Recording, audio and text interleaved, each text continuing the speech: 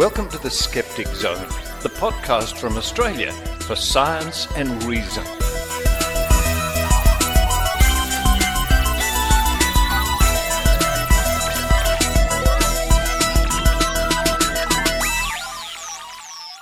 Yes, it's the Skeptic Zone podcast, episode number 551 for the 12th of May 2019. Richard Saunders here with you from Sydney, Australia. Winter is coming. I think I heard that on some TV show somewhere. The days are getting cooler here in Sydney. And that's the Skeptic Zone weather forecast for today. If you want the weather forecast in your local area, there's always the internet. Coming up on this week's show, I catch up with Professor Paul Willis, the well-known paleontologist. Paul's going to talk about his new venture, his new project, his new undertaking, Paleo Pictures. This is where he's going to be producing documentaries concerning dinosaurs, including the very interesting The Mystery in the Dinosaur's Belly. And if you ever wanted to be involved in helping to produce a scientific documentary, here's your chance. Find out more with Professor Paul Willis coming up at the top of the show. After that, I run after Dr. Karl Kruszelnicki, and I mean I run after Dr. Karl Kruszelnicki. We do an interview in the street, in the actual street, and on a bus. Karl is a very busy man, and I had the pleasure of being with Dr. Karl a couple of days ago when he did some radio segments around Australia, and afterwards, in the brief time we had available, I interviewed Karl about the flat earth and the impact of anti-vaxxers. And speaking of anti-vaxxers, or vaxxers in this case, a report from the Australian Skeptics Flu Vaccination Clinic in Sydney, held just last week, in fact on the 4th of May, Star Wars Day.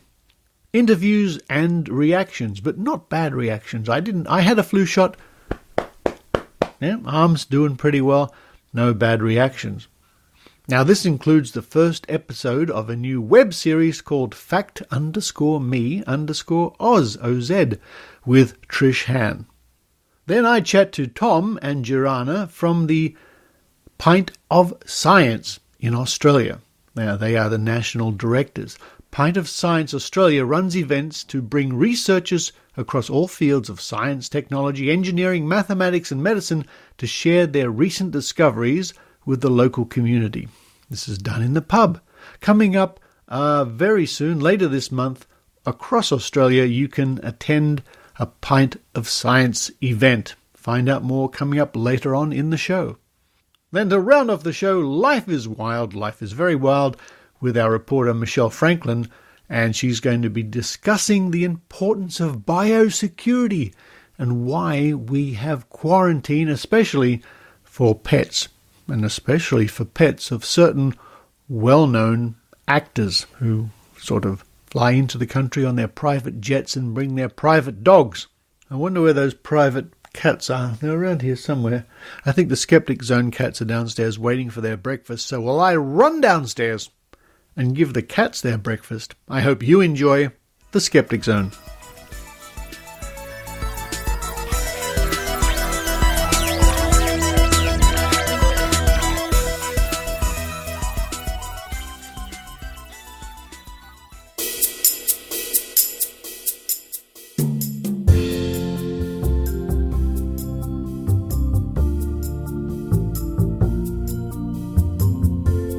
Of his mind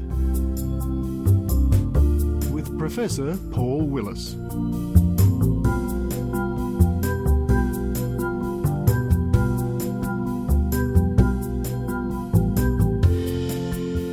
And joining me on the line, it is indeed Associate Adjunct Professor Dr. Paul Willis. Hello, Paul. How are you, Richard? I'm very well, and as we were just discussing before, I'm not quite as hirsute as you are these days. No, this is probably the unfortunate side effect of losing the last influence in your life to say no. I am now probably my own worst enemy when it comes to my fashion sense, growing hair, whatever, I may as well enjoy it while I can. Well, you're looking the part of an eccentric professor, I'll put it that way. And apart from anything else, how's your battles going with things like, the old favourites like the creationists and all that sort of stuff? Yeah, the creationists have been a bit quiet of late. I haven't seen much going on there.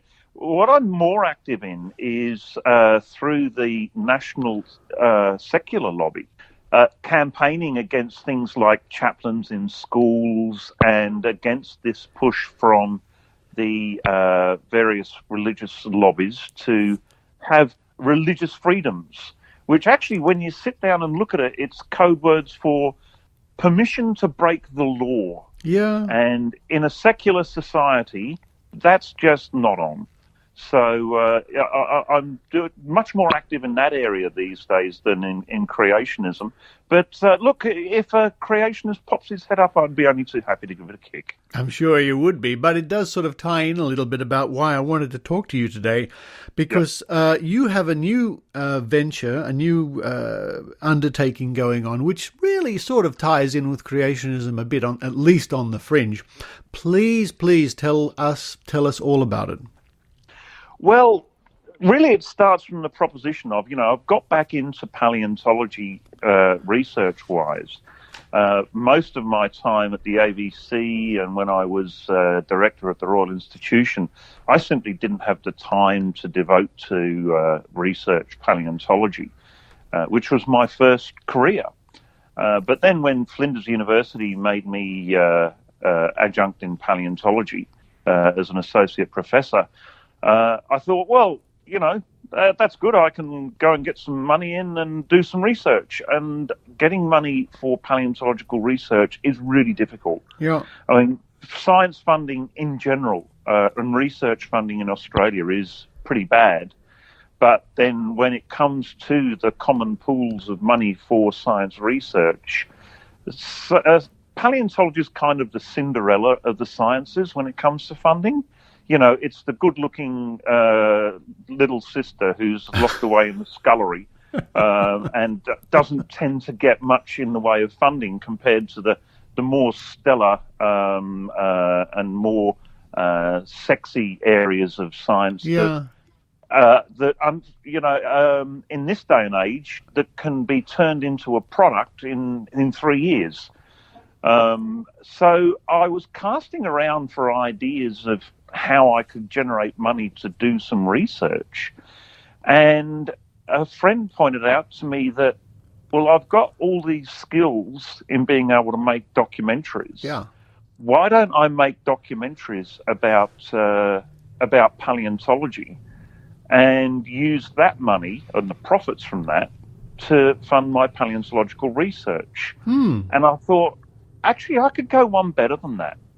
I could actually make documentaries about the research I'm doing as it's actually happening. And the advantage in that is that really you're not supposed to talk about your research in public until the day that the paper is published, so that you don't, what they say, jeopardize peer review. If you've gone out and talked about your research in any great detail ahead of publication, there's a good chance that publication won't actually happen. Oh, right. So what about if, while I'm doing the research, I'm also making a documentary so that on the day of publication of the paper, you've got a documentary there ready to go. And so you can release that on the day that the research is released. Just to give you a quick example, you might have seen last week in Nature, there was a second specimen of a Denisovian was found. Oh, I missed that one. Go on. This is huge news. It made global headlines because it's a really important story. You're not going to see that piece of research included in a documentary for at least 6 months. Right. Imagine if the researchers who were doing the actual research had been putting together a documentary so that last week when they announced the research, they could release the documentary so that people could, who weren't necessarily geniuses when it came to reading the literature, They could just sit at home and watch a documentary and find out what it was all about. Which is a lot more, I don't want to use the word palatable. That's the wrong word. It's a lot more easy to digest to the vast population. Exactly. It's about pitching the story, not dumbing it down. You want to pitch it to a general audience so that everyone can understand what it is that you've done. Well, it's exciting too because I love these sort of documentaries, especially when you see paleontologists out in the field digging away under the rock and the ice or whatever it is, and lo and behold, after much effort, something appears. It's like a treasure hunt in a sort of way, and that can be very entertaining and engaging.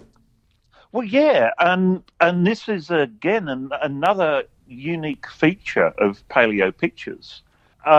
Because of the combination of skills that I've got, not only as a paleontologist, but also as a documentary maker, I can actually film and do the whole documentary side of things by myself. Now, normally, when you send a documentary crew out to cover an excavation, that's one of the most expensive parts of the whole production, because you've got to send at least 2 and quite often 3 or 4 people out to remote locations in order to cover that particular dig, whereas I just need to go out there by myself. Yeah. So the costs come down. I can spend longer on site. Yeah. So I can really get into what have you found, what's happening. Okay, so, this is the bone that we saw on day 1 and it's now day 10. Look at what's emerged from the ground. And we can go into the laboratories and see the preparation, which takes ages in order to release a fossil from the rocks and prepare it for display and study. We can go into the study itself, go into the offices of the paleontologists and follow what they're doing, look over their shoulder. And I don't think that there's anybody else out there who's using that combination of talents in that way. I think it's a terrific idea, and it's an exciting idea. It's new, and you're absolutely right. These days, of course, you can be a one-man band, so to speak. You can be your own cameraman, sound recordist, producer, and talent. Indeed, and while I was at the AVC, I was being trained to do exactly that. And a number of stories that I produced for Catalyst towards the end of my time there, I was the sole person actually out there shooting. And that was quite often because it was remote locations like Antarctica. The cost of sending a whole crew down to Antarctica is astronomical. But just send one person down there as a reporter, camera, sound. That's a huge budget saving. Yes to the whole idea of, because of modern equipment, it's so much easier for one person to go out and record documentary material and broadcast quality documentary material at that. I'm shooting on an iPhone 10, and that is more than good enough to put onto the market as documentary footage. Yeah. But I am actually in a very lucky position here with our first documentary, which we're already halfway through putting together, in that it concerns some specimens that I picked up in the field in 1991. And back then, that was long before I got involved with the AVC. Back then, I was ahead of the curve as a paleontologist, and I was taking a video camera into the field, and instead of taking detailed field notes, I was videotaping everything.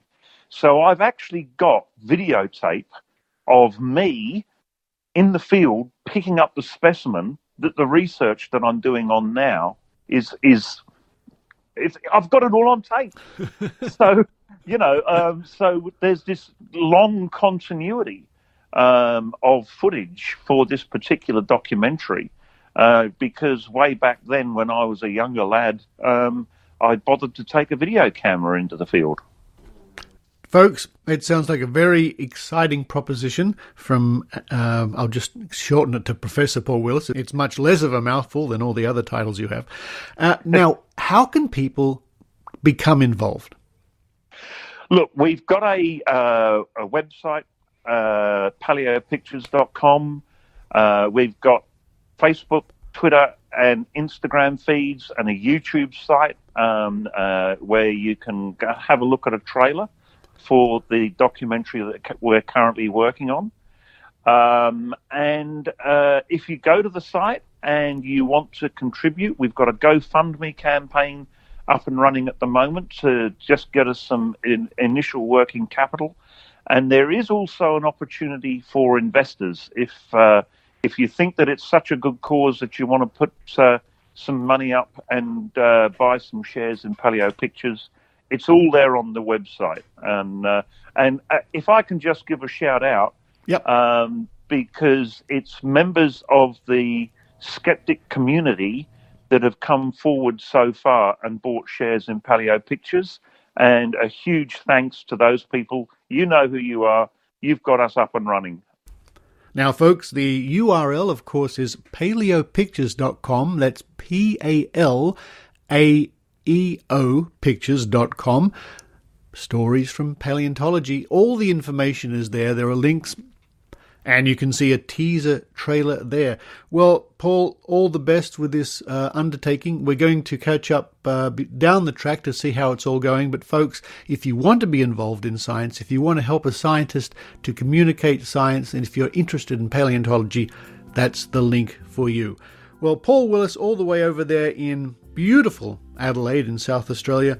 Next time you go to the Antarctic, I keep begging that you take me as your Batman or your whatever. I don't care. Let me know. But for now, thanks very much. Always a pleasure, Richard, and looking forward to catching up when we do go to publish this research at the moment. I think you would be most interested.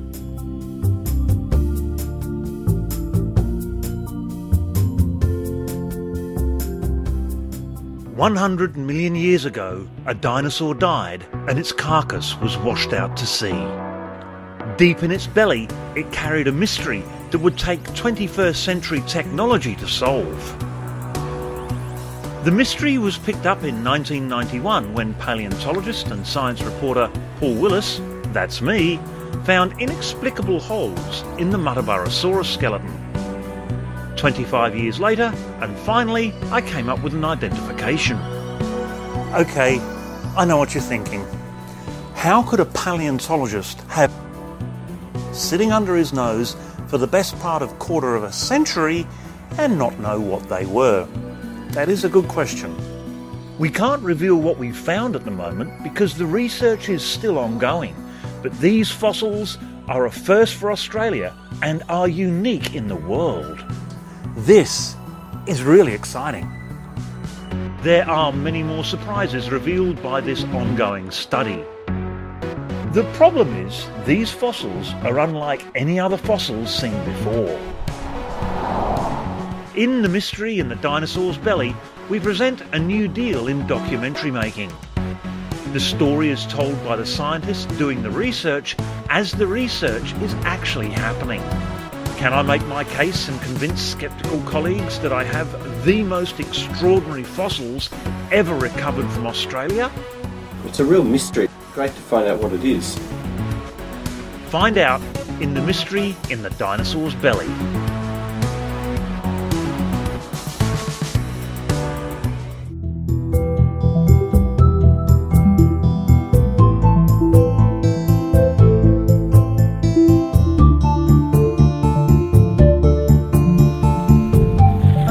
These e-bikes lately. I'm wondering about them, what they're like. Well, they're good. They give you an assist. They don't do the pedalling for you. They assist you, not significantly, but enough to help you. Yeah. So you go a bit faster and hills are a bit easier.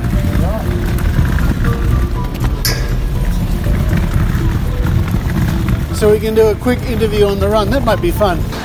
We're approaching the bus interchange here in Sydney. I'm with Dr. Carl. Hello, Dr. Carl. Hello, how are you today, Dr. Richard? Very, very well. I just had an enjoyable morning with you sitting in on your radio sessions. A couple of questions I wanted to ask you, in your opinion. Yeah. There are two things that seem to be making an impact on the world, much to our chagrin. The first one is a bit frivolous, you might think, but it's the the growing popularity of the flat Earth conspiracy. And it is more and more people, younger people, I guess, are starting to think the Earth is really flat. Have you got any idea why this might be happening? Speaking from a scientific point of view and knowing the historical background to this story, the answer is no.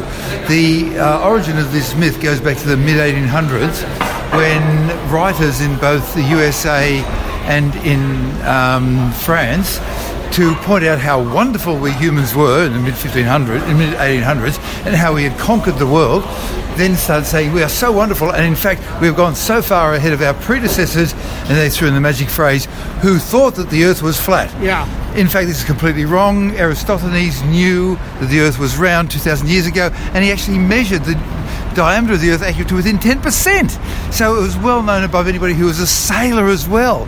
They knew that the Earth was curved.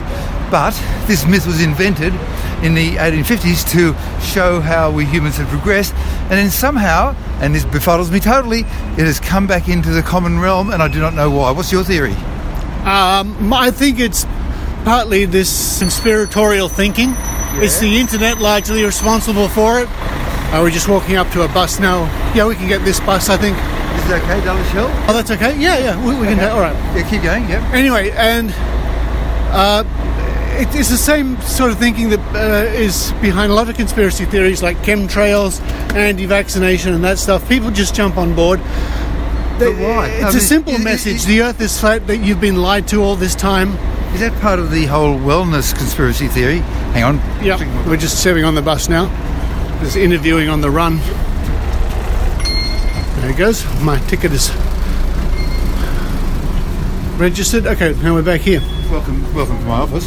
So it's part of the wellness conspiracy theory where the wellness guru gives you secret knowledge that Western medicine is covering up. Yes. So you are now part of the secret people who have the real knowledge. Yeah. You have left being one of the sheeple, a mixture of sheep and people, and you are now one of the elite who really knows what's going on in the world. You really knows what's going on. You've beaten the system. You're ahead of the curve, all that sort of stuff. Yeah, absolutely. So maybe that's one element of attractiveness about a conspiracy theory, but the overwhelming thing for me is that it's just plain wrong, and the Earth is in fact not flat, but easily demonstrated to be circular spherical. I think you're right. But on the same line, the other thing that is very worrying to us lately in the last 6 months, we're getting more and more reports about measles outbreaks around the world, where we thought measles had been dealt with. This is what is known in the military trade as collateral damage, where of these people who do get measles, as a direct result of declining herd immunity, 1 in 1,000 of them will die. And having worked as a medical doctor, I find this very distressing. I was there working in Sydney at the Children's Hospital in Camperdown when after a 20-year period of 0 deaths from whooping cough, we had the first death in all of Australia, due totally to the TV series A Current Affair, giving huge publicity to the anti-vaxxers. Yeah. I don't know what they were selling. Maybe it was dog food, maybe it was cars. But as far as they were concerned, they were getting people watching their show. Yeah. And the fact that they told them lies about vaccination, which led to the death of a baby, well, they didn't deliberately go and kill the baby. They just said words. And if people chose not to get vaccinated and a baby died, well, they would say to themselves they weren't responsible. Well, it's typical tabloid television, isn't it? They just after the story, after the sensational, after the shock or whatever it is. I actually spoke to the person involved, who was one of the bigwigs one of the presenters on A Current Affair in the green room at Channel 9, and approached that person, and they stuck very resolutely to the line that there were two sides of the story, and that they were just giving equal time to each side of the story. However, consider this. Suppose that you are a chef and that you have a terrible, terrible infectious disease, and as a result you've got terrible, terrible diarrhoea, but times are bad, so you've got to keep on working to earn money, and you go to the bathroom and you end up getting feces on your hands and you're about to go and serve some food. Well, one option is that you wash your hands, and the other option is that you don't. Well, there's two options. Each option, according to the current affair theory, has equal weight, and so therefore you don't wash your hands and then you spread your disease among the people, right? So you do not always have equal weight to to each side of the story. Sometimes one side has more weight than the other. In the case of vaccination, we've got 400 years of data, starting off with variolation going into vaccination. And David Isaacs, a professor of paediatrics, has written a book on this called something about Masters of Deception. David Isaacs, a wonderful book on vaccination, Masters of Death, Masters of something. We can look it up. Your story reminds me of the other thing, false balance or false compromise, where you say, well, what's the compromise? Okay, well, watch just one hand. He can watch one hand. Yeah, well, so getting back to why people believe conspiracy theories, a lot of reading on it, a lot of literature. I still haven't found any answer that convinces me as to this is the correct reason as to why people believe rubbish, but nevertheless, you see people, you hear them in the world around you believing rubbish. So it's a real phenomenon, but I don't have a good cause for it, a good explanation. Thank you, Dr. Carl. And yes, we are recording in the middle of a city bus heading up City Road. Yeah, this is City Road, isn't it? This is City Road, University of Sydney. Yeah. And when they built the University of Sydney 150 or so years ago, there were many complaints because it was too far out of the town of Sydney, being a whole kilometre away.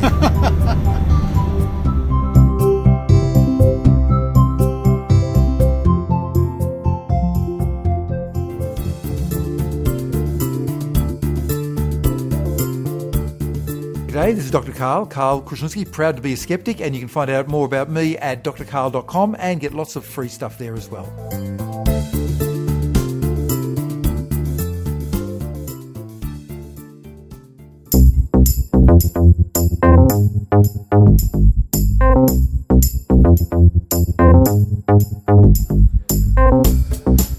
Here we are once again. May the 4th be with you. It's the 4th of May. I'm here at the East Sydney Doctors, and I'm looking at a wondrous sight, Trish Han. I'm looking at a wondrous sight. It's a table full of cupcakes. Indeed. And that's what we're really here for.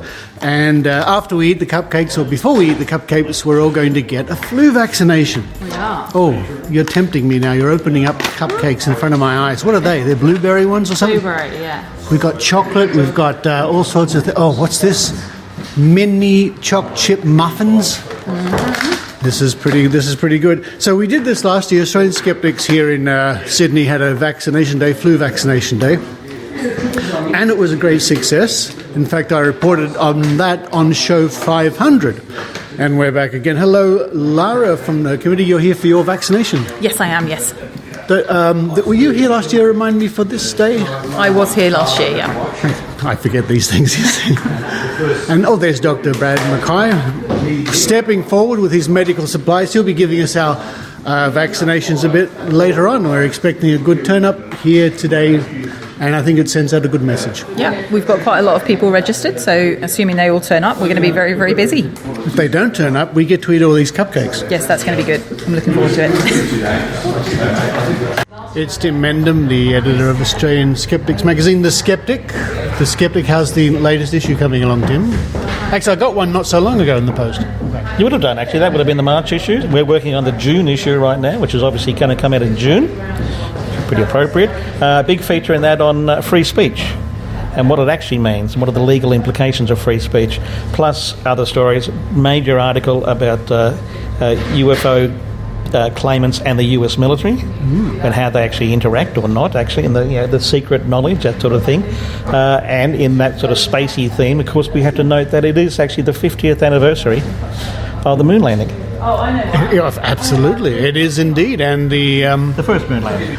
It is. And very soon, in fact. Very soon. Yeah. Very soon. Yeah. And we were just having a quick discussion before, because today on the interwebs, it came to my attention that I've been quoted. Somebody in Duluth read an article in the Skeptical Inquirer and used my name to write a letter to the editor or something else. It was quite interesting. And you were saying that not so long ago the skeptics were taken to task in a letter to the editor, but the person got us completely wrong. That's right, exactly right. I mean, sort of, obviously we're becoming very famous in the US. Yeah. Duluth's a decent town. The one I got mentioned in was a tiny town. Hardly worthwhile. They were talking about some of a claim that, this was in response to a different letter, and they made a claim that the Australian skeptics, stand for this, etc. and we've given an award to someone for this particular, I think it was about climate change, and they said we gave an award to someone about who was against climate change, and I had to write back and say, correct the... Well, people just assume that we are, because they hear the word skeptic, and they've heard the words climate change skeptic, so they Australian skeptics, they must be climate change skeptics. Yeah, well, sort of one person who's particularly known as against climate change here in Australia many years ago was a very good worker for Australian skeptics against creationists. Yeah. And that was a totally different thing, but I mean, he was very effective in that area, and we supported him, and we gave him an award because of it, but so therefore people confused the two.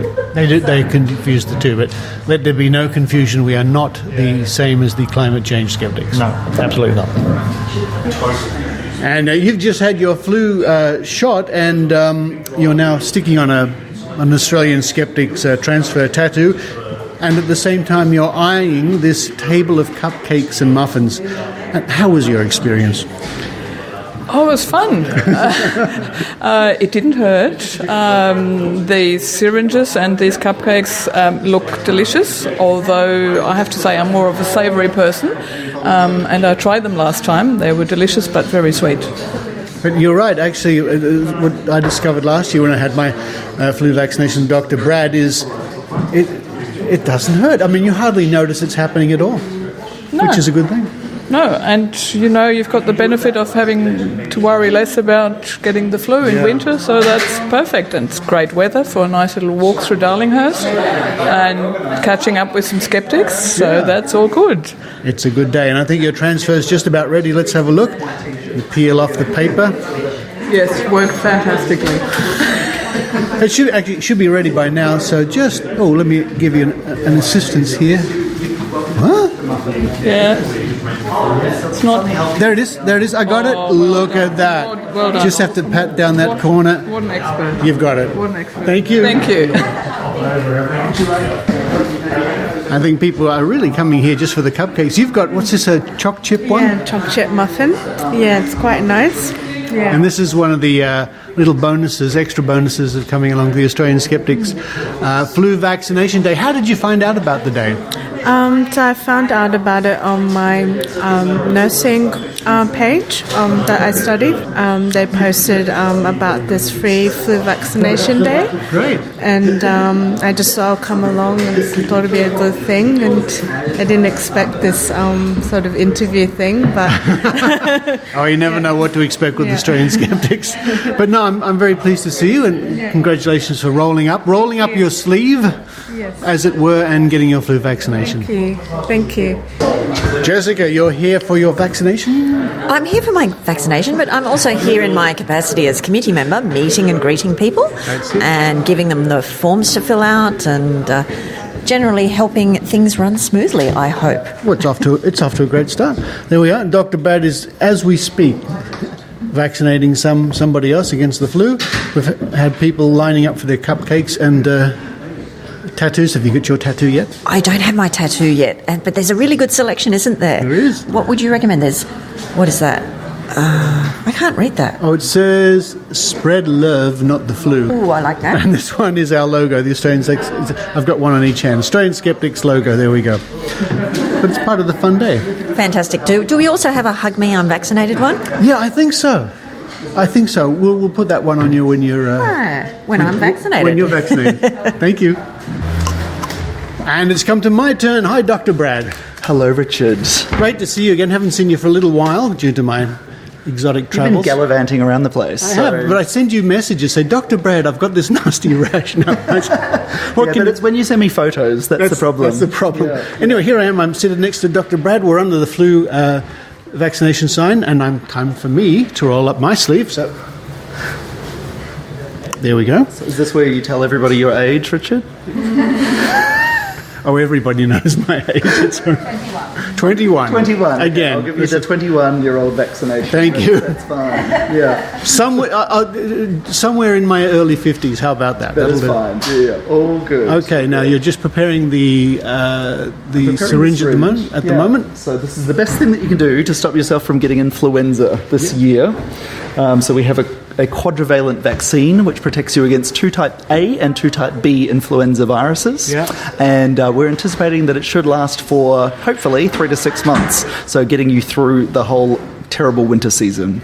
Excellent. And for someone like me who gallivants, I need all the protection I can get, I think. Yeah. If you're getting on and off planes all the time, then you are the prime candidate for being coughed and sneezed on in a very tight tin can in the middle of the sky. Oh, I think I've been put off flying forever now. Anyway, here it comes. You're just preparing my arm at the moment. A little bit of... So you'll need to relax a little bit more, Richard. I'm not going to look. I'm not going to... Thinking of walking along the beach. Yep. Cool. And just a bit of a tap. Yep. And a little bit of a scratch. And I can obviously feel it, but there's no pain. It's just like somebody scratching you or something like that. All done. All done. Band-Aid goes on. You're not allergic to Band-Aids? I hope not, no. Okay, good. Yeah. One of those questions doctors often forget to ask our patients until we're like approaching you and going, oh no. Well, thank you very much. That's great. Very quick and relatively painless. But the best thing is now I can legitimately get one of these cupcakes. So we go. Like everything in balance. So yeah, healthy to unhealthy, that's fine. Thank you, Dr. Brad. No worries. Now we are.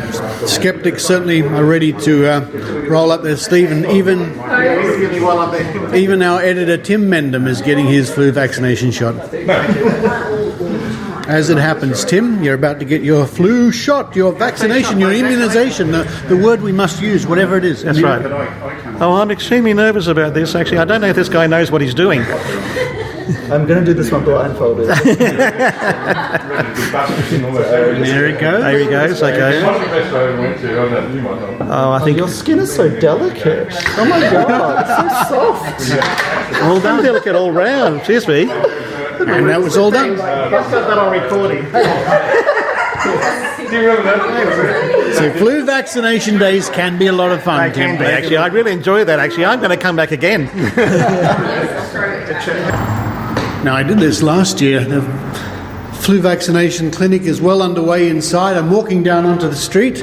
It's very quiet out here on the street. It's Martin Hadley from the committee. Martin, have you been keeping all the protesters, the anti-vaccination protesters, at bay? Not much trouble from them so far.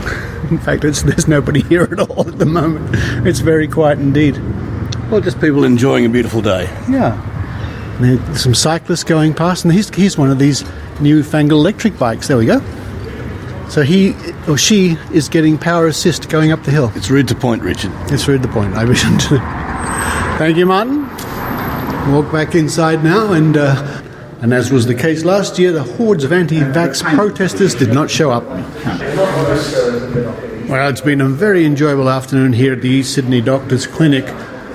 More and more people are coming up. We've got a young family just coming up for their flu vaccination. Brad is busy in the corner there chatting to the next patient to get their flu vaccination. And I think it's a very worthwhile thing that the Australian Skeptics have done last year and this year, helping to protect our community against disease.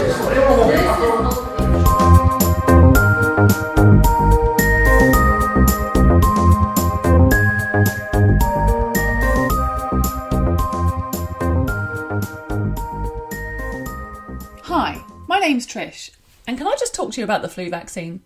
Or more specifically, when you should get immunised? In the Southern Hemisphere, the flu vaccine becomes available in March, but should you run out and get it straight away, or should you wait? As you may know, you need to get an updated flu vaccine every year to keep up with the mutating virus, and the latest research shows the vaccine may only last for 3 to 6 months before you lose protection, so timing is essential. While the world sees cases of influenza throughout the year, in the Southern Hemisphere the flu season really begins in June. It spreads through offices and train carriages, increasing to peak flu season around August, and is usually all over and done with by October. So when's the best time? Well, you don't need to rush to the pharmacy too early, but the vaccine does take a couple of weeks before it starts working, so don't wait until everyone's already snotty and miserable.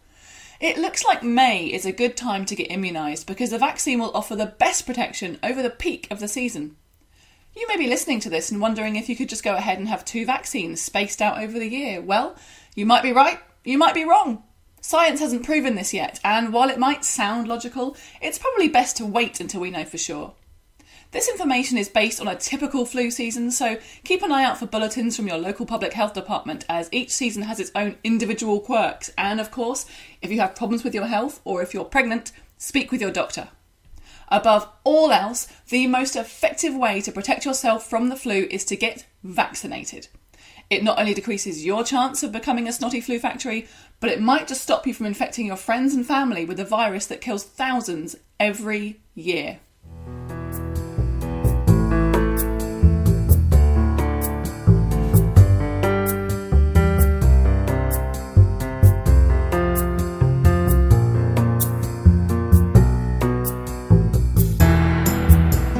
Joining me now from Canberra, Australia's capital, it's Tom and Girana from Pint of Science. Hello. Hello. It's very lovely to be here. Hi, Richard. Thanks a lot for sparing some time to tell me, especially me and all our listeners around the world, about Pint of Science. Now, I like a pint. I like a pint of Guinness, myself. What's Pint of Science all about? So Pint of Science is an international festival across 3 days or a week in May. Now this year the main festival goes through the 20th to the 22nd of May, and the aim is to get scientists down to the pub, have a bit of a chat over a bevy or two depending what you're into, and discuss science, or to be more specific, their current research. So we're interested in finding out what they're up to right now and what's the upcoming science that's happening around us, or to be honest, just around the corner from you. What we really love about it is you're bringing local research into the local pub to talk to local people, and that's something that you don't see in a lot of other festivals. Absolutely. Now, you may be aware that Australian skeptics and skeptics in general around the world have had something called Skeptics in the Pub going for many, many, many years, and this is a monthly event. But the idea is it's very informal. Well, you can't get much more informal than a pub. And you have special guests and speakers, and people can just socialise, chat, have a drink, and discover more. And it seems to me that's absolutely your philosophy. Get the scientists out of the lab, get them into an everyday setting so people can simply talk with them. Definitely. I think there's nothing greater to humanise the scientist than for someone who's sitting in the audience to be ready for the first talk to start, and the person who's sitting beside you that you just bought a beer with gets up to talk. It's a wonderful platform to be able to really be able to hear the person behind the science and hear the stories and hear about the science that's happening right now. We quite often see the big stories that come through the media. We'll hear about the giant breakthroughs in astronomy or in medical research, but it is really valuable for us to be able to hear about a lot of the steps that go along the way with the science discovery. I can't think of a more enjoyable way to spend an evening than having a nice social drink in a very relaxed setting, chatting to a scientist or hearing a scientist bring their news and information to you. What's happening around Australia to begin with? What have you got lined up? Well, our festival covers most, if not all, topics of science. We actually have our themes, as you may, to help kind of guide the audience and our speakers into the different topics to theme a night. So we have topics that surround things such as antimatter and talking about all the things happening in space, which is a very hot topic right now in Australia. Yeah. We have other things covering climate change, jellyfish. We're talking about quokkas, which is really, really interesting. For those who don't know, it is a marsupial animal that is kind of like a kangaroo but much smaller and is spotted. We're talking firestorms, and it's such a big array of different fields of science. We're covering things from all the way to including politics and policies around science, and including things you might be more familiar with in the animal fields or the microbiology fields. But then there's also things such as brains and neuroscience, and talking about how we think, and even our mental health is becoming a topic that comes through with our scientists as well. So it's everything that you could think goes under the banner of science. We've probably got a topic about it. It's actually a really fun way for you to go along and find out bits of science that you're not familiar with, and that's actually something that we find a lot of our audience who are already professional researchers who do come along.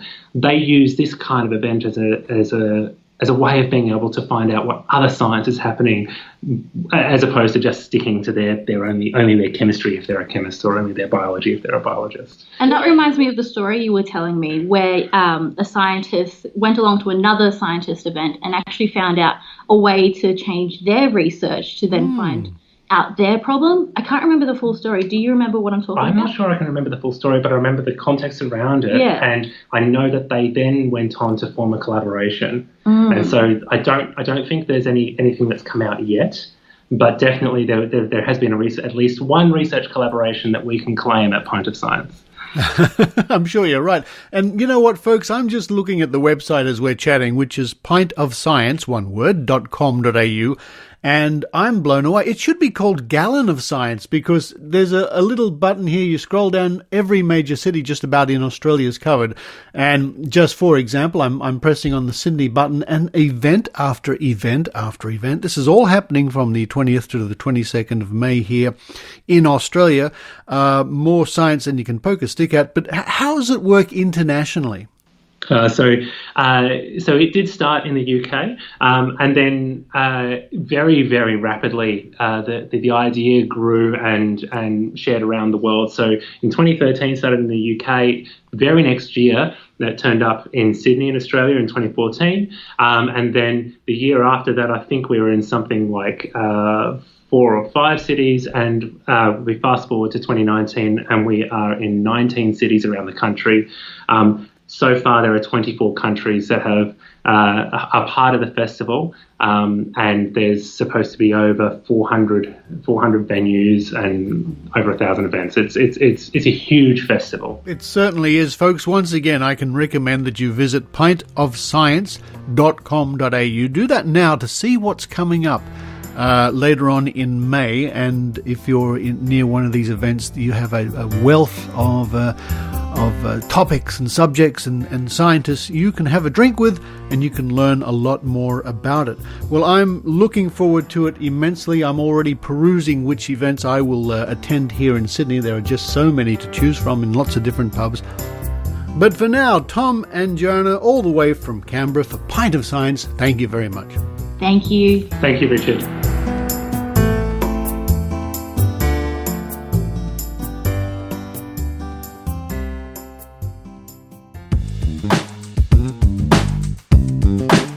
Now, here are some announcements from skeptical events happening around Australia.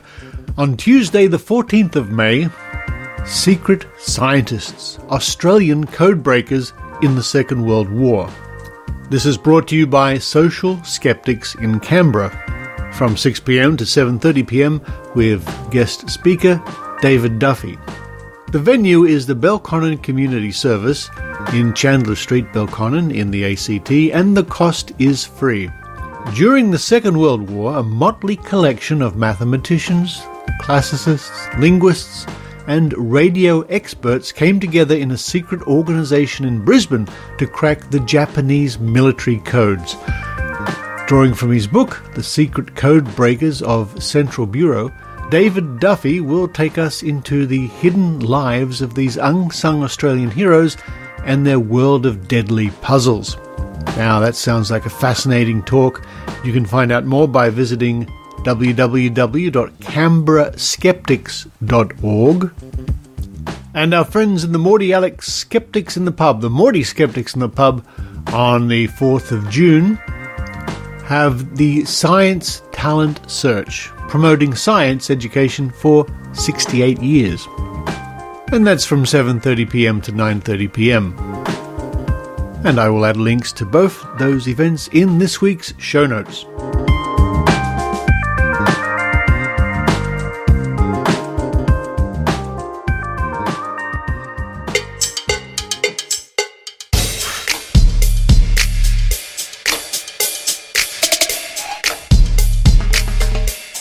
Life is wild.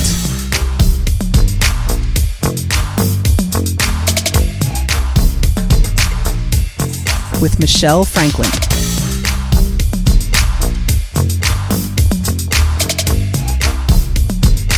Do you remember a few years back when a rich and famous actor decided to bring his beloved pets into Australia on a holiday?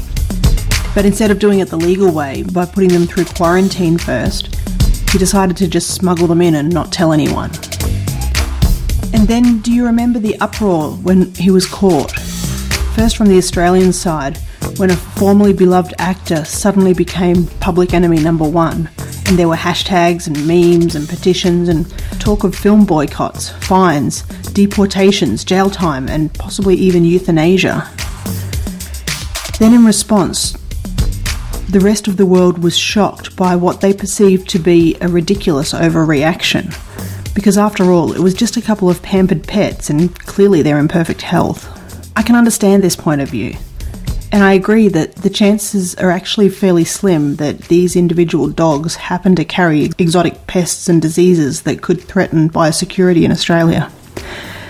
But the chance is not zero, which is why we have quarantine. Australia is isolated and relatively clean. We don't have all the pests and diseases that are common in some countries. And we take biosecurity seriously because we don't want, for example, rabies. This is why we have quarantine laws. It's not that you can't bring your pets here. You absolutely can. You just have to have them checked first to make sure that they're not carrying anything new or dangerous into the country. So yes, the chances of Pistol and Boo being unknowingly infected and then transmitting something like rabies to the local population is quite small. But remember, we're completely naive to some of these pests and diseases, and a single animal bringing something in could start the next outbreak in our unvaccinated and previously unexposed population. These dogs were born and raised in a country that is a known risk for certain pests and diseases, and while some animals are vaccinated, the vast majority are not. Let me draw an analogy. Imagine a different celebrity, one with a couple of children, and maybe they live in Nimbin or Byron Bay or some other anti-vaccination hotspot. And maybe their kids happen to be unvaccinated. They might be strong, healthy children, but they pose a certain level of risk just by existing, unvaccinated, in a population known to harbour certain diseases. Now imagine that there was a measles outbreak at the school that these children attend. So to protect the lives and health of vulnerable people, quarantine laws were introduced, which required that anyone coming from known infected areas go through quarantine before being allowed to visit the leukemia wing at the local children's hospital. In this scenario, how would you feel about a rich privileged actor just bypassing the quarantine system and bringing their little vector spawn into the hospital for a visit just because they wanted to? Chances are they'll probably get away with it because the kids are healthy and probably not carrying rabies. But we have quarantine laws in place for a reason, and that reason is to protect us and our environment from infectious diseases and pests. Ignoring quarantine laws like this is similar to ignoring medical experts on vaccination. It's not a malicious action. No one does it because they want to spread infectious diseases. The problems arise when people don't understand the reason for a rule or a recommendation, and they assume that if they don't understand it, it's probably not important. So when a rich and privileged actor failed to understand the reasons for our quarantine laws, he decided that his own assessment of the situation was good enough. He broke the law and threatened our biosecurity. So next time you encounter a law that you don't understand, go ahead and question it. Ask what it's for and why it's there. But don't ignore it based on your own lack of understanding, because chances are that the law was made for a reason. And what's made with reason should never be unmade with assumption.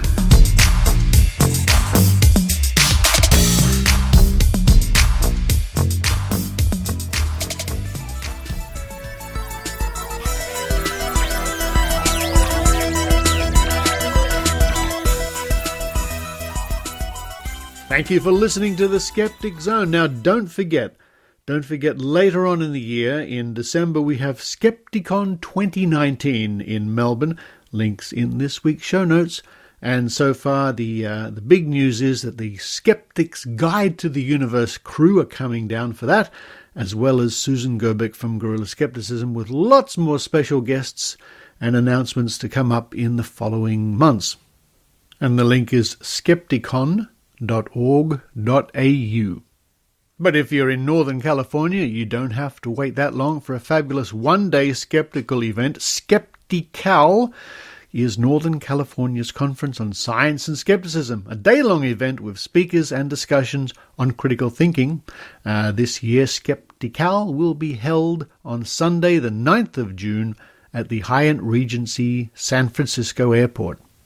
Registration is now open, and you can find out more by visiting skepticalcon, that's one word, .com, and of course there will be a link in this week's show notes.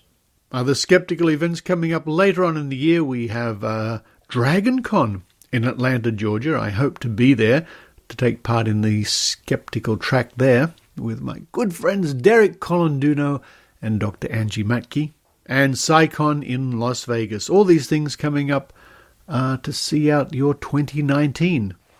And before I go, another thank you to those people who make the Skeptic Zone possible, those people who contribute via Patreon or PayPal at skepticzone.tv. $5 a month is something you'll never notice, but collectively it simply means that the Skeptic Zone podcast can stay in production.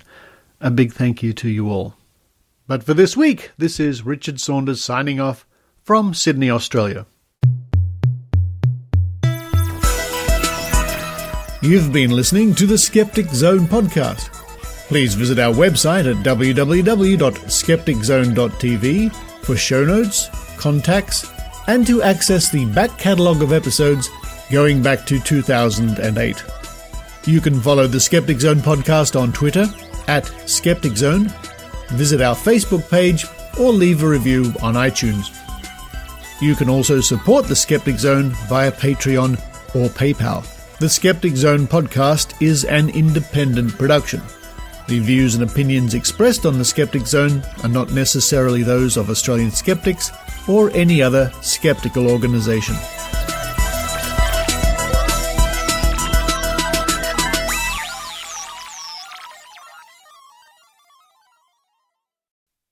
Yeah, I'll do so after a slurp of coffee.